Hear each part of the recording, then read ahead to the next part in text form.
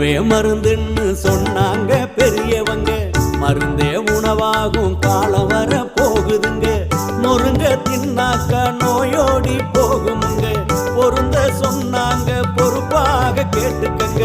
நீயும் நானும் இங்க 100 வருஷம் வாழணும்னா, நோய் நொடி இல்லாத தேகம் கொண்டு ஆளணும்னா, முன்னோர் சொன்னதையும் முறையா கேட்டுக்கணும். முதன்மை தேகம்னு தலையில போட்டுக்கணும். பாட்டி வைத்தியமும் நாட்டு சமையலும் நாக்க உற வைக்கும் வீட்டு கைமணம். 6 சுவைகளை நானும் சேர்க்கணும், ஆரோக்கியமா வாழ அதுவே துணை வரும்.